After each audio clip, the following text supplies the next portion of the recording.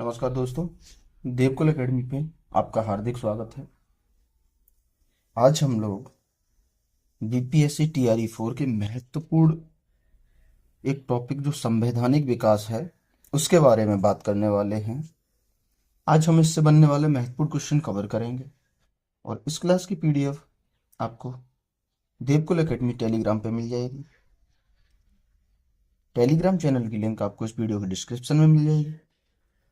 चलिए शुरुआत करते हैं बगैर देरी के। पॉलिटी का हमारा संवैधानिक विकास। ठीक है, पहला प्रश्न है कि वायसराय की कार्यकारी परिषद में शामिल होने वाले पहले भारतीय, तो वो थे आपके सत्येंद्र प्रसाद सिन्हा। वायसराय की कार्यकारी परिषद में शामिल होने वाले पहले भारतीय सत्येंद्र प्रसाद सिन्हा थे। ठीक है, इन्हें किसके द्वारा शामिल किया गया था? तो भारत परिषद अधिनियम 1909 के द्वारा सत्येंद्र प्रसाद सिन्हा को वायसराय की कार्यकारी परिषद में शामिल किया गया था। ठीक है, सत्येंद्र प्रसाद सिन्हा ब्रिटिश भारत के प्रमुख वकील व राजनेता थे। ये आपको याद रखना है, पूछ सकता है इनके बारे में। सत्येंद्र प्रसाद सिन्हा से जुड़ी महत्वपूर्ण बातें, ये बिहार व उड़ीसा के प्रथम गवर्नर थे। मोस्ट इंपोर्टेंट क्वेश्चन ये बन सकता है, पूछ सकता है कि बिहार के प्रथम गवर्नर कौन थे? सत्येंद्र प्रसाद सिन्हा।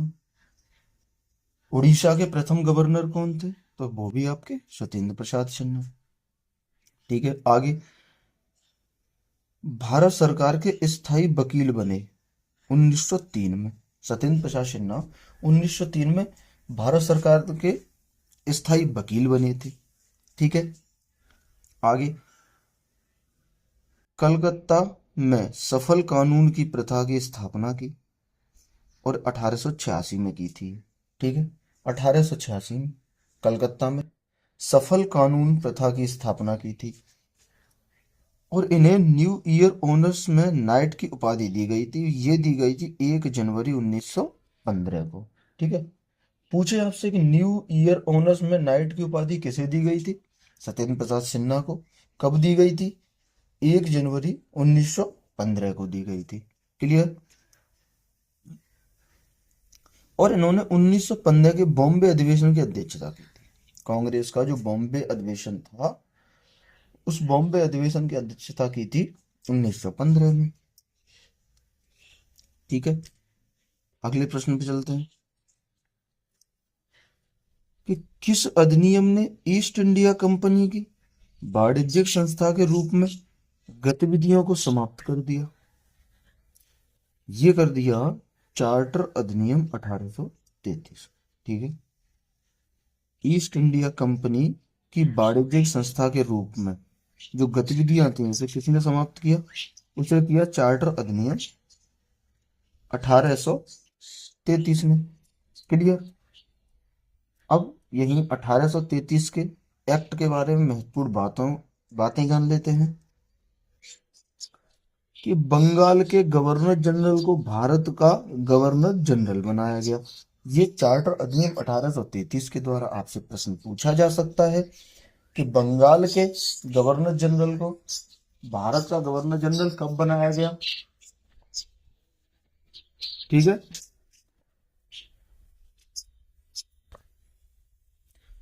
तो वो 1833 के चार्टर अधिनियम द्वारा बनाया गया। वहीं आपसे पूछ सकता है कि भारत का पहला गवर्नर जनरल, तो वो लॉर्ड विलियम बेंटिंग। ठीक है, आगे कि सिविल सेवकों की चयन के लिए खुली प्रतियोगिता का आयोजन, तो ये भी चार्टर अधिनियम 1833 के द्वारा शुरुआत इसकी भी की गई थी। ठीक है, तीसरा प्रश्न, तीसरा है कि किस अधिनियम के द्वारा ब्रिटिश संसद ने चाय और चीन के साथ व्यापार को छोड़कर ईस्ट इंडिया कंपनी के भारत के साथ व्यापारिक एकाधिकार को समाप्त कर दिया था? तो ये चार्टर अधिनियम 1813 के समाप्त कर दिया था। ठीक है, किसके द्वारा? चार्टर अधिनियम 1813 के द्वारा समाप्त कर दिया था। ब्रिटिश संसद ने जो ईस्ट इंडिया कंपनी थी उसका चाय और चीन के साथ व्यापार छोड़ के बाकी पूरे भारत पे एकाधिकार जो व्यापार का था वो समाप्त कर दिया था। क्लियर?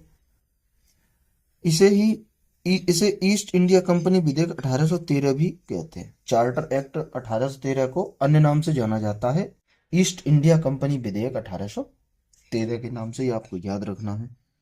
प्रश्न बन सकता है कि कंपनी के शासन को 20 वर्षों तक बढ़ा दिया था, तो आपसे पूछ सकता है कि किस एक्ट के द्वारा कंपनी के शासन को 20 वर्षों तक बढ़ा दिया गया था, तो वो है आपका चार्टर अधिनियम 1813। आगे जो कंपनी का लाभ था वो 10.5% तय किया गया, ये आपको याद रखना है। आगे ये महत्वपूर्ण प्रश्न है जो आपसे पूछ सकता है, एग्जाम में क्वेश्चन बन सकता है कि भारत में ईसाई मिशनरियों को प्रचार प्रसार प्रसार की अनुमति दी गई। तो पूछे कि किस अधिनियम के द्वारा भारत में ईसाई मिशनरियों को प्रचार प्रसार की अनुमति दी गई, तो वो 1813 के एक्ट द्वारा ही दी गई थी। ठीक है, महत्वपूर्ण प्रश्न है, 100% इसको याद कर लेना, 100% महत्वपूर्ण प्रश्न है ये वाला। तो कि भारतीय लोगों की शिक्षा पर 1 लाख रुपए खर्च किए जाए। ठीक है, इसी एक्ट में बोला गया था कि भारतीय लोगों की शिक्षा पे 1 लाख रुपए खर्च किए जाएंगे। तो ये आपसे पूछ सकता है किस अधिनियम द्वारा भारतीय लोगों की शिक्षा पर 1 लाख रुपए खर्च करने की बात की गई, तो वो आपका आंसर हो जाएगा चार्टर अधिनियम 1813। आगे कि भारतीय विधानमंडल को पहली बार द्विसदनीय कब बनाया गया? ये भारत सरकार अधिनियम 1919 के द्वारा बनाया गया। इसका अन्य नाम है मॉन्टेग्यू चेम्सफोर्ड एक्ट। भारतीय सरकार अधिनियम 1919 को मॉन्टेग्यू चेम्सफोर्ड एक्ट के नाम से भी जाना जाता है, और इसी के द्वारा पहली बार प्रांतों में द्वैत शासन की शुरुआत की। ठीक है, तो आपसे यहां से प्रश्न बन सकता है कि प्रांतों में द्वैत शासन की शुरुआत पहली बार, तो वो भारत सरकार अधिनियम 1919 के द्वारा शुरुआत की गई। ठीक है, अब बात करते हैं प्रश्न नंबर 5 की, कि अध्यादेश जारी करने की राष्ट्रपति की शक्ति किससे प्रेरित है? तो ये प्रेरित है भारत सरकार एक्ट 1935। ठीक है, यही भारत सरकार एक्ट 1935 के महत्वपूर्ण बिंदुओं के बारे में बात करते हैं। आपसे पूछे कि इसे कब पारित किया गया, तो इसे ब्रिटिश संसद द्वारा 1935 में पारित किया गया था, और ये लागू 1937 से हुआ था। दोनों प्रश्न महत्वपूर्ण है, दोनों अलग प्रश्न है, फंसना नहीं है इसमें।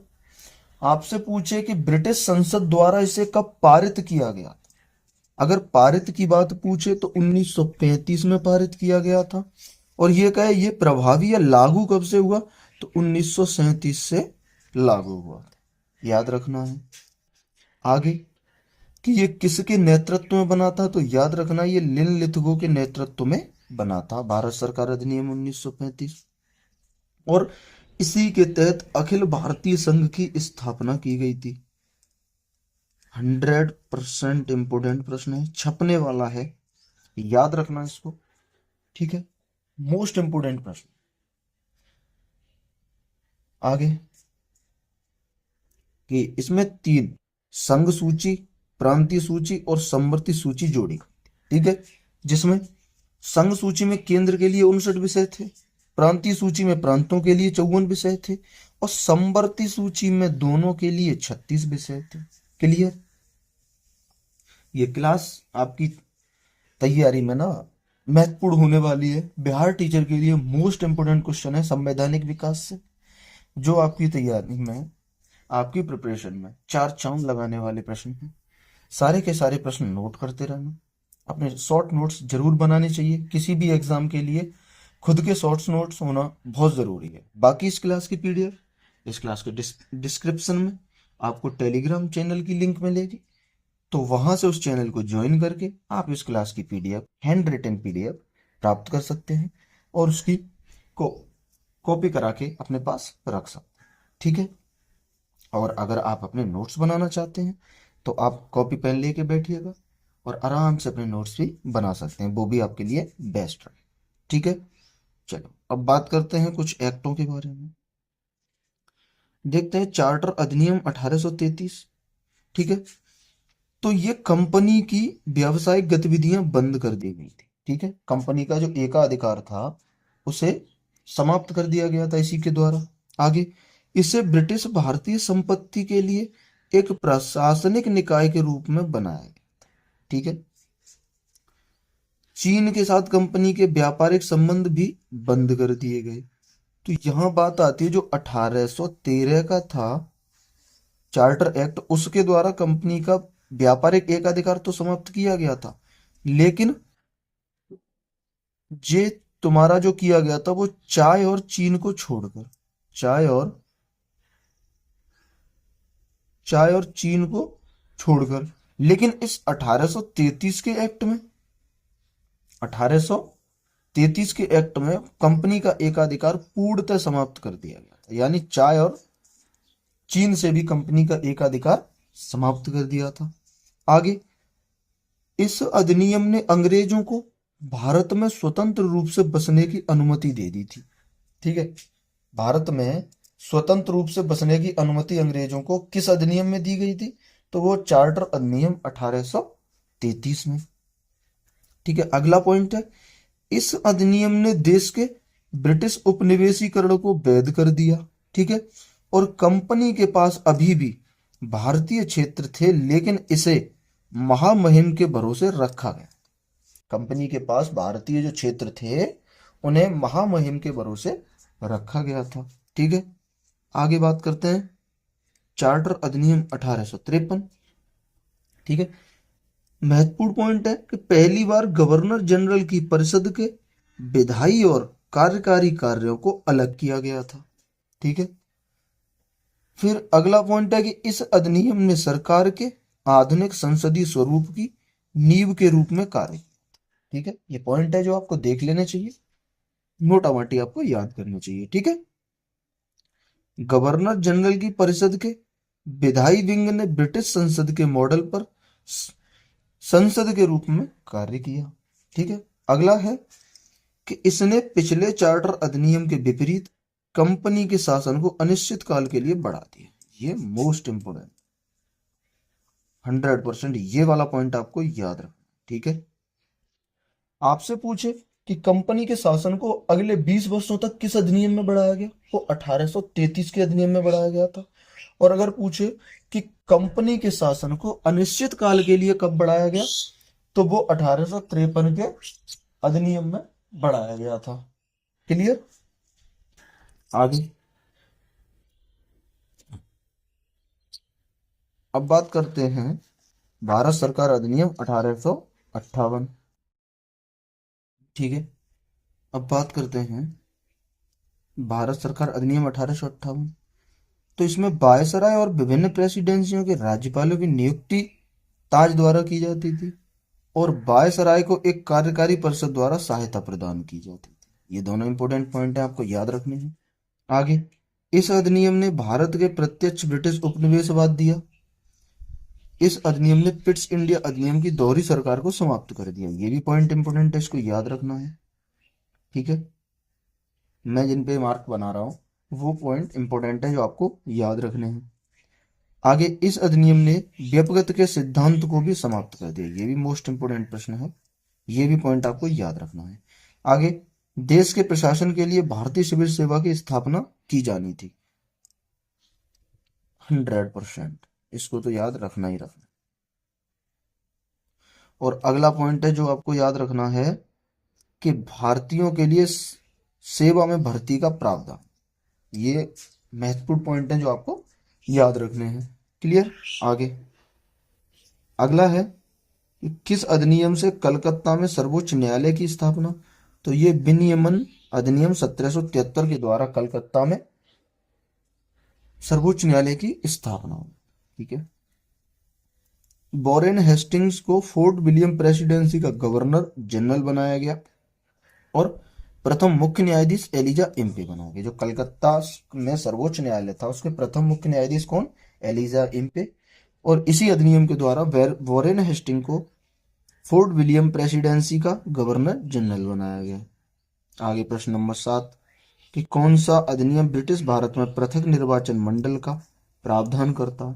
तो ये करता है मार्ले मिंटो सुधार 1909।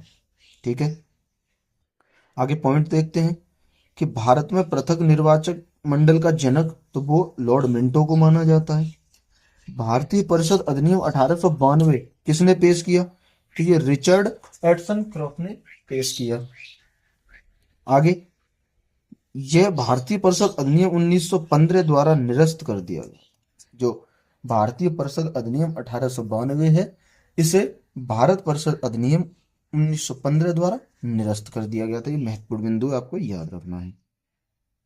आगे, किस अधिनियम ने पहली बार भारतीयों के लिए अपने देश के प्रशासन में कुछ हिस्सा लेना संभव बनाया? तो ये भारतीय परिषद अधिनियम 1861 ने संभव बनाया और इसने पहली बार भारतीयों के लिए अपने देश के प्रशासन में कुछ हिस्सा लेना संभव बनाया था। ठीक है, ये पॉइंट आपको याद रखना है।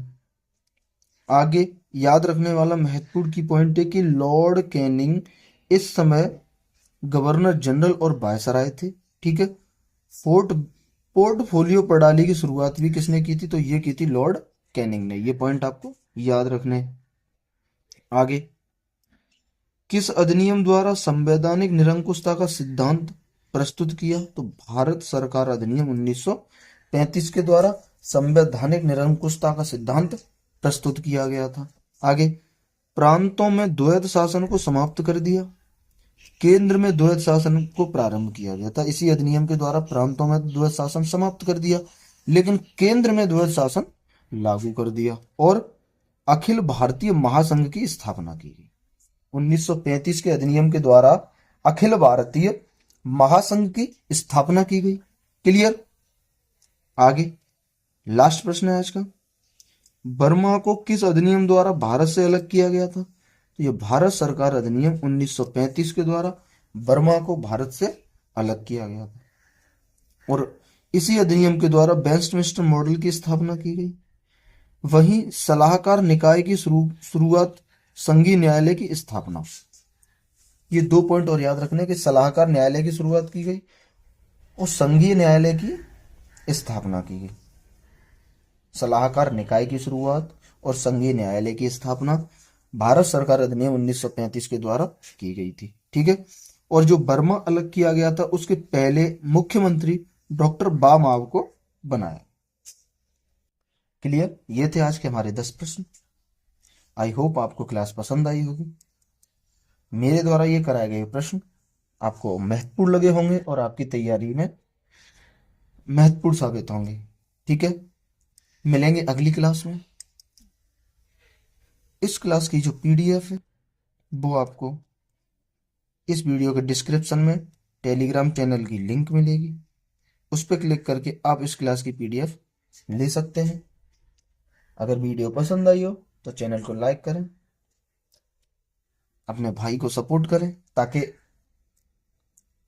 आगे और अच्छे से अच्छे टॉपिकों पे आपको वीडियो मिलती रहे और आप अपनी तैयारी अच्छे से करते रहें। मिलेंगे अगली वीडियो में, तब तक के लिए खुश रहिए, पढ़ते रहिएगा और अपने लक्ष्य की ओर अग्रसर बढ़ते रहिए। मिलते हैं अगली वीडियो में। धन्यवाद।